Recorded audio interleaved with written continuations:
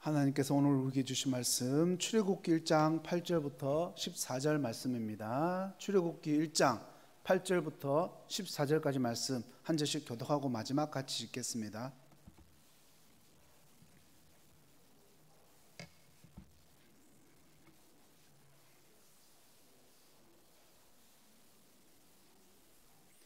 제가 먼저 읽겠습니다. 요셉을 알지 못하는 새 왕이 일어나 애굽을 다스리더니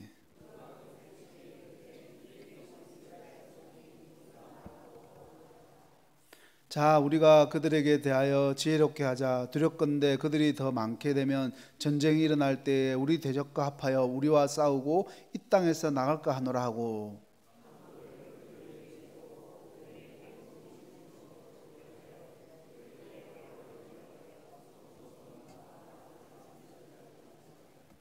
그러나 학대를 받을수록 더욱 번성하여 퍼져나가니 애굽 사람이 이스라엘 자손으로 말미암아 근심하여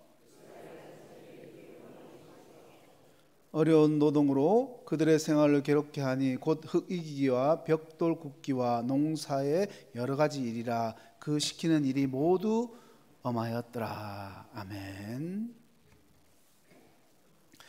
여러분, 욜로족이라는 말 들어보셨죠? 욜로족. 한참 전에 좀 유행하긴 했었는데 지금도 많이 쓰이는 단어가 욜로족이라는 단어입니다. 2017년을 대표하는 단어라고 이렇게 선정되기도 했는데요. 이 단어는 You only live once의 앞글자를 딴 용어입니다. 그러니까 인생은 오직 한 번뿐이다라는 단어예요. 그러니까 한 번뿐인 인생이니까 미래를 위해서 아끼거나 투자하기보다는 지금 당장 행복할 수 있는 그런 일을 해라는 겁니다. 지금 네 인생 바로 즐기고 살아라, 그런 말인 거죠. 욜로족이라는 단어가 이렇게까지 각광을 받는 것은 생각해보면, 반대로 또 생각을 해보면 그만큼 오늘날을 살아가는 현대인들은 삶이 바쁘고 여유가 없다는 것을 반증해주는 증거가 되는 겁니다. 요즘 방송들을 보세요. 대부분의 TV 프로그램을 보면 이 쳇바퀴처럼 돌아가는 이 바쁜 삶을 벗어나고 싶은데 그렇게 하지 못하는 사람들을 대리만족시켜주는 프로그램들로 가득 차 있습니다.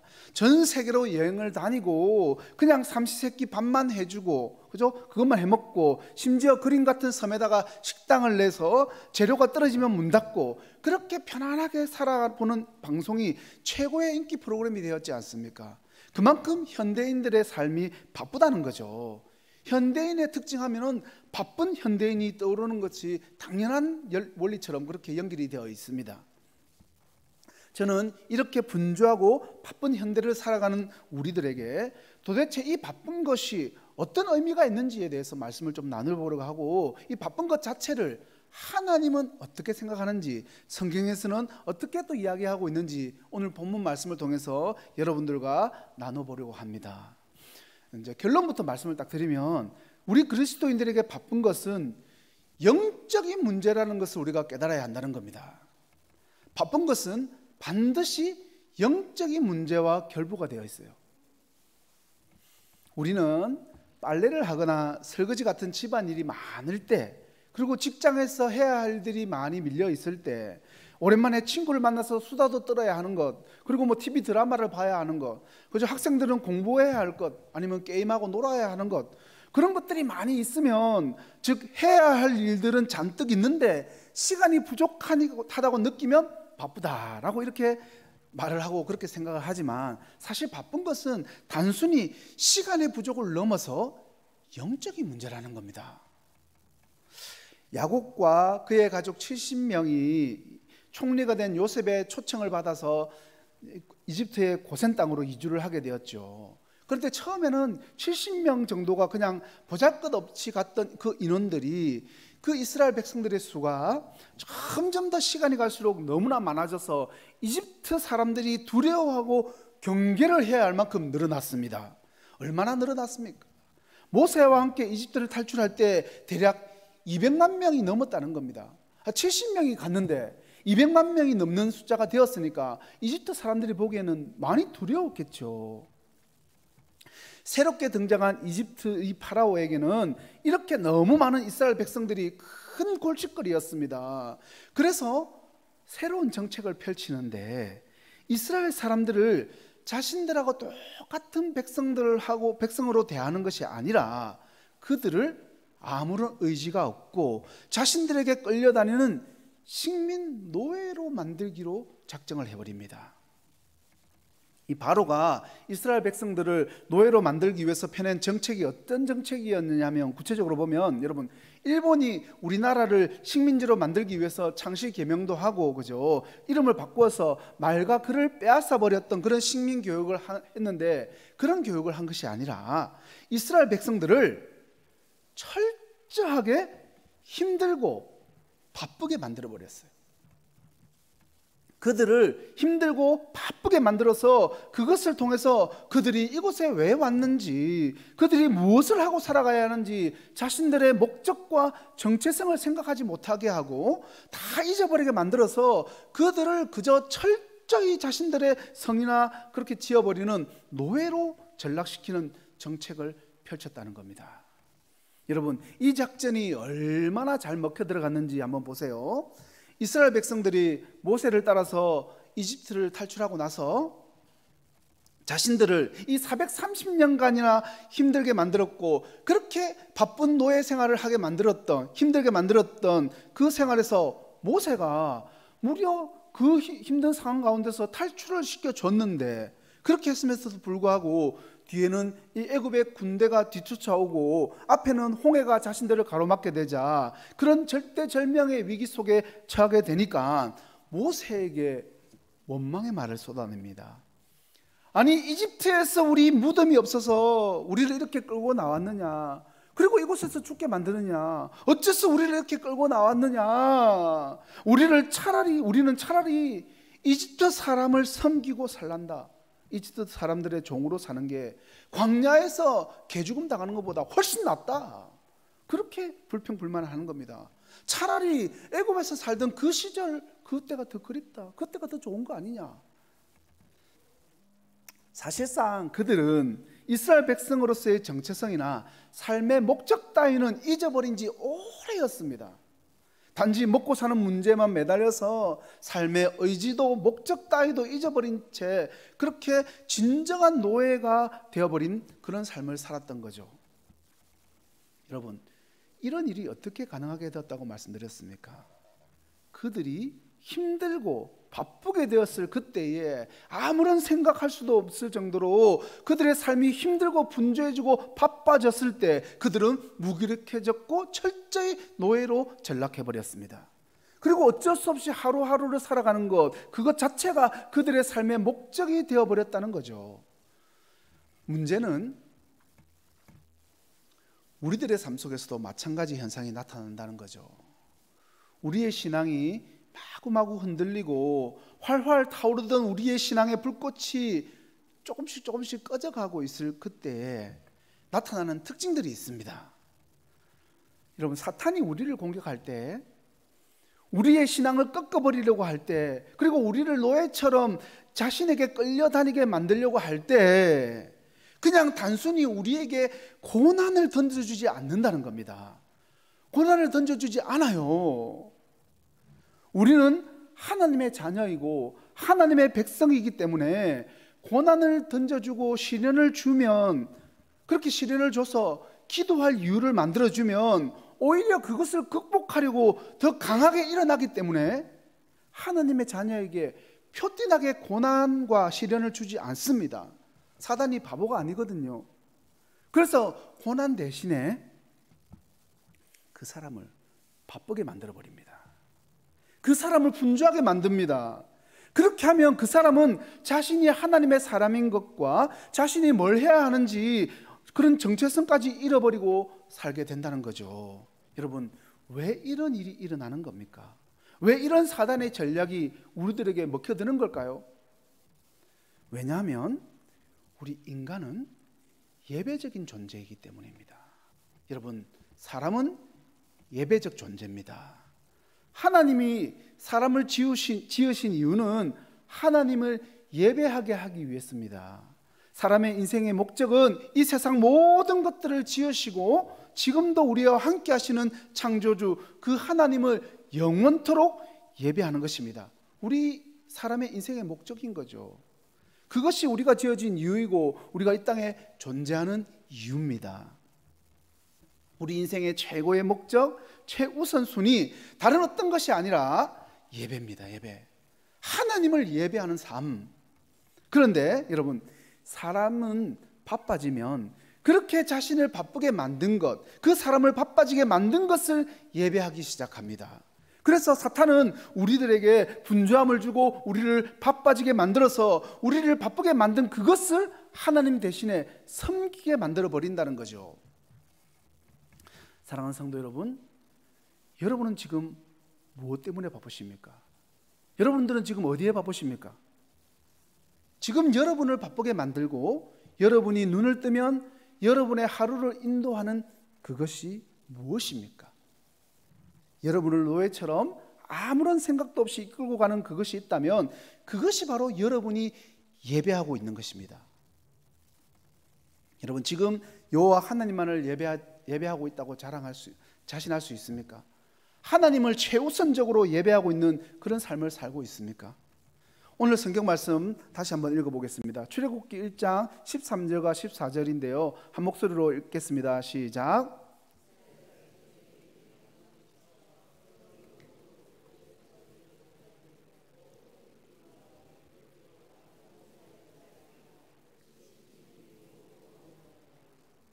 여러분 한번 보세요. 이집트 사람들이 이스라엘 백성들에게 계속해서 고된 일, 어려운 노동, 여러 가지 일들을 시킵니다. 그죠? 본문에서 일, 노동 뭐 이렇게 표현되어 있지만 히브리어로 보면은 아바드라는 똑같은 단어입니다. 일이나 노동은 히브리어로 아바드라는 단어라는 거죠. 자, 이스라엘 백성들은 바로가 시키는 일 때문에 바빠지기 시작했습니다. 시간이 가면 갈수록 더욱더 일이 고되고 많아지고 더 바빠졌습니다. 그런데 여러분, 좀 충격적인 사실이 있습니다. 출애굽기에서 그리고 성경에서 사용된 히브리어 이 아바드라는 단어는요, 하나님을 섬기고 예배할 때도 사용되는 단어입니다. 여러분, 이게 무슨 말입니까? 지금 이스라엘 백성들이 언제 노예가 되었습니까? 이 사람들이 언제 자신들의 목적과 정체성을 잃어버린 채 종으로 끌려다니면서 살게 되었습니까? 이 사람들이 더 이상 하나님 때문에 바쁘지 않고 하나님을 예배하지 않고 자신들을 힘들게 하는 성을 짓는 일 때문에 바쁘고 그 일 때문에 분주해졌을 그때에 그들에게 그 일 자체가 예배가 되었고, 그 결과로 그들은 육체뿐만 아니라 영적인 노예 상태가 되어버린 것입니다. 주일날 예배 빠지는 분들이 그러니까 불가피한 일 말고 종종 자주 빠지시는 분들이 있는 것 같아요. 그죠? 주일날 예배 빠지는 분들에게 가서 한번 물어보세요. 나는 너무 한가해서, 나는 아무런 일이 없어서, 할 일이 없어가지고 예배 빠집니다라고 말하는 사람 단 한 명도 제가 보지 못했습니다. 아무도 그런 말 하는 사람 없습니다. 사실은 바쁘기 때문에 하나님을 예배하고 바쁘기 때문에 기도해야 하는 것이 그리스도인의 참모습인데, 학생이나 어린이나 할 거 없습니다. 나는 너무 바빠 죽겠네, 이 한마디로, 이 핑계로 하나님 대신에 내가 하고 싶은 것, 내가 추구하고 싶은 목적, 아니면 이 사람의 일을 섬기고 예배하는 경우가 너무나도 많다는 겁니다. 바쁜 것 자체를 문제 삼는 것이 아니라 바쁜 것을 핑계로, 그 바쁜 일 때문에 하나님을 예배하는 일을 소홀히 하고 바쁜 일을 섬기고 예배하는 것이 문제라고 말씀을 드리는 겁니다. 여러분, 꼭 기억해야 하실 것이 있습니다. 여러분, 이 출애굽기는 단순히 이스라엘 백성들이 이집트에서 광야로, 이 땅에서 저 땅으로 나온 것을 이야기하는 그런 책이 아니라, 또 단순히 이집트의 종으로서 노예로 생활하던 이스라엘 백성들이 이제 종에서 풀려나서 육체적으로 자유함을 얻게 된 것을, 그것만을 말하는 책이 아니라, 출애굽기는 이를 섬기고 세상을 섬기면서 이를 예배하고 파라오를 예배하던 그 이스라엘 백성들이 살아계신 하나님을 섬기고 살아계신 하나님을 예배하게 되면서 참 자유와 진정한 영적인 자유를 얻게 된 것을 말하는 그런 책입니다. 다시 한번 여러분들에게 묻겠습니다. 여러분은 지금 무엇을 예배하고 무엇을 섬기고 있습니까? 여러분들의 마음속에 하나님이 주시는 참 자유와 진정한 자유가 있습니까? 늘 무언가에 쫓기고 바쁘고 분주한 그것에 이끌려 살아가고 있다면 여러분은 지금 결단코 잘못된 것을 예배하고 있는 것입니다. 여러분 잊지 마십시오. 우리는 하나님을 예배하지 않으면 세상을 예배합니다. 꼭 기억하십시오. 우리는 하나님을 예배하지 않으면 사람의 일을 예배하게 되는 것입니다. 우리가 하나님을 예배할 때 우리는 참 자유를 누릴 수 있게 됩니다. 우리가 하나님을 예배할 때 노예처럼 끌려다니던 인생 가운데서 아무런 목적 없이 아무런 생각 없이 그렇게 살아가던 고된 삶 가운데서 주님이 주시는 참된 위로와 진정한 평안이 우리 가운데 주어지게 된다는 사실을 여러분 믿으시기 바랍니다. 오늘 이 설교를 들으시는 분들 가운데서 여러분들 다시 한번 여러분 자신의 삶을 점검해 보시기 바랍니다. 나는 지금 과연 무엇을 예배하고 있는가? 저는 우리 동교회 성도님들 모두가 살아계신 여호와 하나님만을 섬기고 예배하기를 소원합니다. 그리고 그 가운데 주님이 주시는 은혜와 평강이 성도님들의 삶 가운데 마음속에 넘쳐나기를 예수님의 이름으로 간절히 축원합니다. 그리고 이제 오늘 본문 말씀을 통해 가지고 또 우리가 깨달아야 할 것이 두 번째가 있습니다. 우리는 통제의 환상을 극복해야 합니다. 통제의 환상을 극복해야 한다. 여러분 바쁜 것은 당연하다고 말씀을 드렸습니다.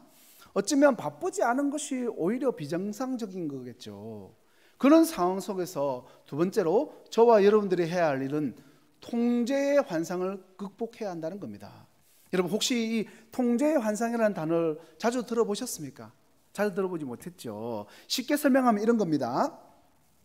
이 검사 시절에 마피아 잡는 검사로 해가지고 엄청나게 인기를 누렸던 뉴욕 루돌프 줄리안이라는 검사가 뉴욕에 이제 시장이 되었어요.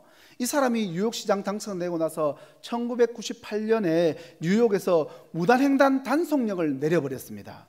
그런데 무단횡단 단속령을 내린 채 몇 달이 지나지 않아 가지고 많은 사람들이 데모를 하는 겁니다. 뉴욕 시민들이 데모를 했어요. 왜 그런가 보니까 지나가는 차가 한 대도 없는데 멀뚱멀뚱 신호를 기다리는 것 자체가 불합리하다는 그런 주장을 하면서 데모를 한 겁니다. 그래서 맨하탄을 비롯한 이 뉴욕은 횡단보도 위에서 무단횡단이 사실은 다시 허용이 돼 버렸어요. 지금 혹시 뉴욕에 가시면 횡단보도 앞에서 서 계시면 안 됩니다. 이게 한번 촌놈처럼 보이는 거죠. 뉴욕에서는 무단횡단을 해도 그게 법적으로 문제가 되지 않습니다. 그 10중 8구 기다리는 사람이 있으면 처음 온 사람들인 겁니다. 그런데 왜 뉴욕에서는 이런 일이 가능할까? 무단횡단, 미국이 법치국가인데 우리가 알고 있고는 법을 잘 지키는 국가인데 왜 그럴까? 그죠? 왜 이게 가능하냐면 우리나라하고 좀 사정이 달라요. 뉴욕은 거의 대부분의 도시가 일방통행으로 되어 있거든요. 일방통행. 그래서 무단횡단과 관련된 사고율이 엄청 낮습니다. 일방통행이니까. 그런데 문제는 양방향 통행이 되는 큰 도로가 간혹 있다는 겁니다. 간혹. 이 큰 도로만 무단횡단을 단속하는 경찰을 배치하기도 어렵고 해서 고민 끝에 나온 어떤 묘안이 있는데 그게 뭐냐면 신호등을 딱 달아놓고 신호등 밑에 버튼을 하나 달아두는 겁니다. 버튼. 길을 건너려고 하는 사람이 보행신호를 켜달라고 이 버튼을 누르면 보행신호가 켜집니다라고 하는 이 버튼이거든요. 그런데 재밌는 것은 대부분의 이 버튼들이 실제로는요 작동하지 않는 가짜 버튼이라는 겁니다. 신기하게도 신호등에 이 가짜 버튼을 달아둔 곳은 무단횡단 사람들이 현격하게 줄어들더라는 겁니다. 자신의 힘으로 이 신호를 통제할 수 있다고 하면서부터 이 횡단보도 앞에서 기다리는 일을 더 오래 가능하게 하더라는 겁니다. 더 오래 참고 있더라는 거죠.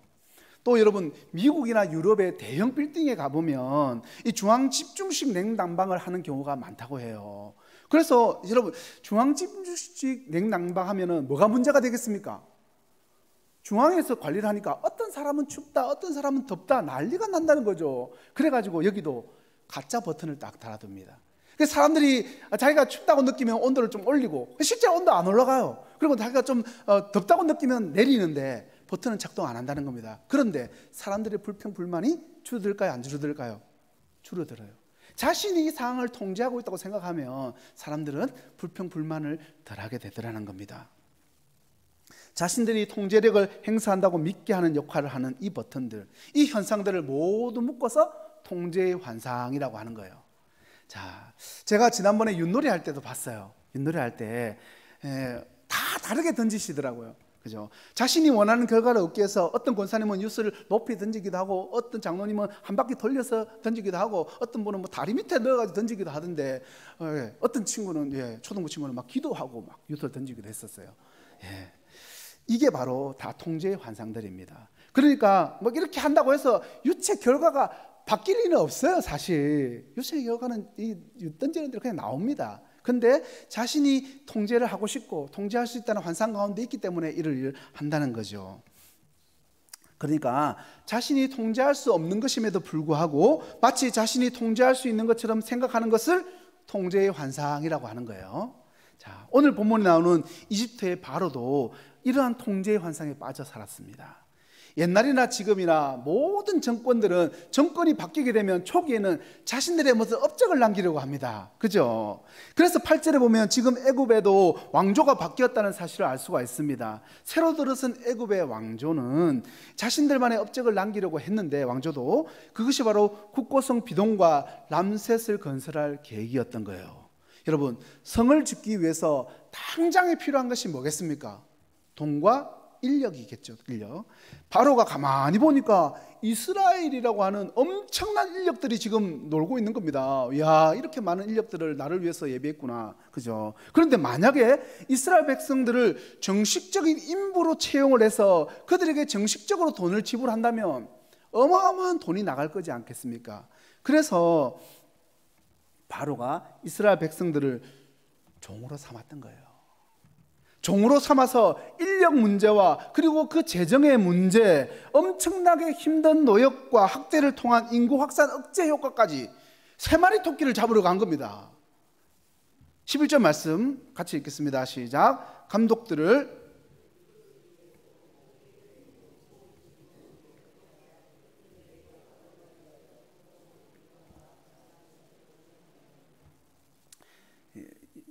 이스라엘 백성들을 통제하기 위해서 감독을 세우고 노예를 만들어서 엄청나게 힘든 일을 계속시키고 괴롭게 만들어서 그들을 죽게 만들고 애를 낳을 생각도 못할 계획을 세워서 실제로 그렇게 실천을 합니다. 그런데 어떻게 되었습니까? 12절 말씀. 그러나 학대를 받을수록 더욱 번성하여 퍼져나가니 애굽 사람이 이스라엘 자손으로 말미암아 근심하여. 어떻게 했습니까? 통제를 하기 위해서 세웠던 계획대로 되기는커녕 오히려 점점 더 이스라엘 백성들의 수가 늘어나서 근심하게 되었다라고 말합니다. 그런데 여러분, 바로가 누굽니까? 여기서 굴복할 놈이 아니셨죠. 그죠? 굴하지 않고 바로가 또다시 통제를 하려고 듭니다. 히브리 산파 십브라와 부하를 통해 가지고 이스라엘 남자 아기들을 다 죽이라고 명령을 내리죠. 그런데 히브리 산파들이 하나님이 두려워서 남자 아기들을 오히려 살려주지 않습니까? 바로의 두 번째 통제 또한 실패로 돌아간 것입니다. 그제 바로는 극단의 조치를 내려버립니다. 22절 말씀 밑에 있어요. 같이 읽겠습니다. 시작. 마침내 바로는 모든 백성에게 명령을 내렸다. 갓 태어난 히브리 남자아이는 모두 강물에 던지고 여자아이들만 살려두어라. 새롭게 태어난 이스라엘 모든 남자 아기들 강물에 던져서 죽여버리라는 겁니다. 그런 명령을 내렸죠. 왕만이 내릴 수 있는 엄청난 명령입니다. 그런데 여러분, 이렇게 강물에 던져진 아기 중에 누가 있었습니까? 모세 여러분. 모세가 그 와중에도 오히려 그 일을 통해서 살아나게 되었지 않습니까? 바로 자신의 왕궁에서 자신의 그 통제를 완전히 깨트려버릴 주인공을 키우게 되는 그런 아이러니한 일이 일어난 것입니다. 바로 자신의 계획과는 전혀 다른 방향으로 진행이 된 것입니다. 바로는 별별 수단을 다 동원해서 자신의 힘과 권력을 다 이용해서 그 모든 상황을 통제하려고 했지만 오히려 통제의 환상이 철저히 깨지는 모습을 보여줍니다. 신우임 목사님이라는 분이 출애굽기에 대해서 쓴 책이 있습니다. 제목이 길 밖으로 난 길, 부제가 너의 지도를 찢으라라는 책입니다. 우리가 사는 인생은 반듯한 길이 아니라 우리가 걷는 그 길은 길 밖의 길이라는 겁니다. 우리가 제일 먼저 해야 할 것은 내가 갖고 있고 내가 할 수 있고 내가 통제할 수 있고 내가 바꿀 수 있다고 생각하는 나의 계획을 가장 먼저 찢어버리라는 겁니다. 이스라엘 백성들에게도 마찬가지입니다. 이스라엘 백성들을 구원했던 길이 여러분 어떤 길이었습니까? 이스라엘을 구원하고 그들을 살렸던 그 홍해길은 지도에도 없었던 길 밖의 길이었지 않습니까? 주님께서 내주신 길이었습니다. 오늘도 우리는 이렇게 생각합니다. 내 미래, 내 앞날을 만들어 갈 때 내 지도대로, 내 계획대로, 내 통제대로 만들어 갈 수 있을 거야 라는 통제의 환상 속에 빠져 살아가고 있다는 겁니다. 제가 서울에서 사역하면서 늘 수련회 때가 되면, 시험 때만 되면 사역자로서 참 가슴 아픈 일을 경험했습니다. 대부분의 주님의 자녀들이 여전히 통제의 환상을 가지고 통제의 환상 속에 빠져 사는 모습을 봤기 때문입니다. 지금은 고3의 때야. 지금은 수능이 몇십 일밖에 남지 않았기 때문에 가장 중요한 시기야. 지금은 반드시 공부를 해야 될 때야. 이 학원, 이 수업 놓치면 내 계획대로, 내 지도대로 갈 수가 없을 거야. 그래서 내 지도대로, 내 계획대로 내 목적을 이루기 위해서 수련회도 주일 예배도 어쩔 수 없어. 그런데요, 중고등부 학생들뿐만 아니라 청년들은 또 어떻습니까? 지금은 내 인생에 있어서 취업을 위해서 가장 중요한 시기야. 지금은 반드시 토익 점수를 올리고 알바를 하고 스펙을 쌓아서 높이 쌓아서 이 기회 놓치면 내 계획대로, 내 지도대로 갈 수 없을 거야. 그래서 내 지도대로, 내 계획대로 내 목적을 이루기 위해서는 어쩔 수가 없어. 교회 다니는 청년들입니다. 그런데 여러분, 교회 다니는 학부모님들은 마찬가지인 경우가 많이 있습니다. 전에 사역하던 교회에서 어떤 여학생이 수련회 가고 싶어서 제 앞에서 눈물까지 걸성이었습니다. 그런데 부모님이 너무나 단호하게 노. 물론 부득이한 사정이 있고 불가피한 일이 있다면 어쩔 수 없겠죠.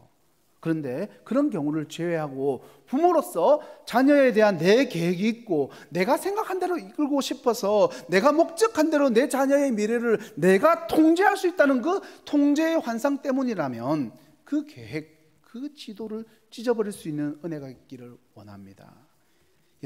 여러분에게 한번 제가 묻겠습니다. 여러분 과연 우리가 통제한다고, 우리가 계획한다고 해서 그대로 걸어갈 수 있는 것이 우리의 인생길 맞습니까?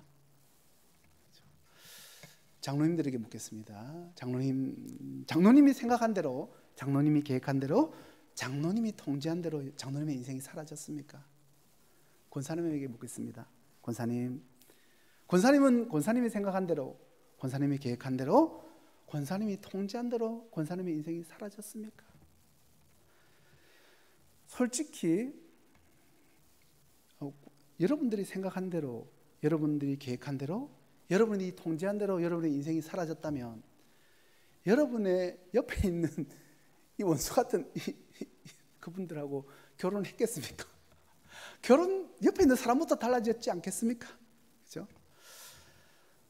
저는 제가 계획한 대로 인생이 사라졌을까요? 제가 생각한 대로, 제가 계획한 대로 인생이 사라졌다면 여러분 이렇게 나이 50에 깜난쟁이 보고 있겠습니까? 여러분, 사랑하는 성도 여러분, 결단코 우리는 우리 자신이 통제하는 인생을 사는 사람들이 아닙니다. 우리는 하나님의 통제와 인도와 섭리와 그 이끄심을 따라서 사는 사람들이라는 사실을 여러분 믿으시기 바랍니다. 요셉이 나는 11곡단이 나에게 절하고 하늘의 해와 별, 달이 11별이 나에게 절을 했으니까 나는 17살의 종으로 형들에게 의해서 팔려가서 애굽의 보디발 장군의 집에 집사가 되었다가 억울하게 성추행범으로 몰려서 감옥에 가게 되고 그곳에서 꿈풀이 해몽을 해주고 풀려나서 나중에 애굽의 총리가 되어서 형들을 용서해주고 모든 이스라엘 백성들을 굶주려서 구해줄 거야 라고, 그리고 하나님의 언약을 이루는 그런 사람이 될 거야 라고 철저한 계획을 완벽하게 세웠던 사람입니까 여러분? 요셉은 그 어느 것 하나도 계획하지 않았고, 아니 정확하게 말하면 어느 것 하나도 계획할 수가 없었죠. 단지 하나님의 인도하심과 신실하심을 믿고 주어지는 상황 속에서 이끄시는 대로 인내했을 뿐입니다.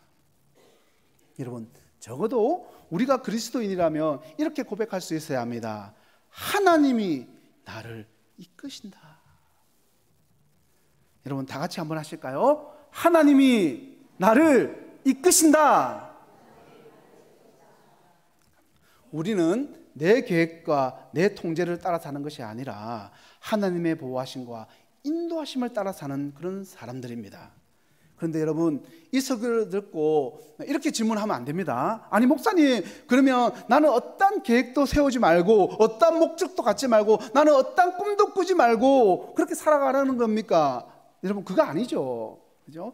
내가 계획하고 내가 통제하고 내가 목적하는 그 모든 것들이 하나님의 길 위에 놓여져야 한다는 그 말을 드리는 겁니다. 반듯한 길이 아닐 수도 있지만, 길 밖으로 난 길일 수 있지만 하나님이 내주신 길, 그 길 위에 서시기 바랍니다. 여러분이 갖고 있는 지도를 찢을 수 있는 은혜가 있기를 간절히 소원합니다. 그것이 우리가 걸어가야 하는 길입니다. 그 길을 담대히 걸어가는 저와 여러분 되시기를 주님의 이름으로 간절히 축원합니다. 말씀 맺겠습니다. 여러분, 우리는 바쁘기 때문에 하나님을 예배하지 못한다고 핑계를 대죠. 그러나 그것은 사단이 가장 좋아하는 전략입니다. 여러분의 일상이, 매일매일의 삶이 바쁘고 분주하십니까? 이거 저한테 하는 이야기입니다. 그러면 더욱더 하나님을 예배하는 자리로, 그 자리를 사모하시기 바랍니다. 더욱더 하나님을 예배하는 자리에 나아오시기 바랍니다. 바쁘기 때문에 기도하며 바쁘기 때문에 예배하는 자가 되어야 할 줄로 믿습니다. 또한 내 계획과 내 미래, 내 인생, 내가 통제할 수 있을 것이라는 통제의 환상에서 벗어나서 하나님의 통제와 인도하심과 섭리와 이끄심을 따라서 살며 반듯한 길이 아니라 길 밖으로 난 길이라 할지라도 하나님이 만들어주신 길 위에 그 길을 걸으면서 나의 지도를 찢을 수 있는 그 은혜가 있기를 예수님의 이름으로 간절히 축원합니다. 기도하겠습니다. 사랑과 은혜가 충만하신 하나님 아버지, 오늘도 은혜로운 주일을 허락하시고 오후까지도 예배자로 설 수 있도록 인도하여 주심에 감사합니다.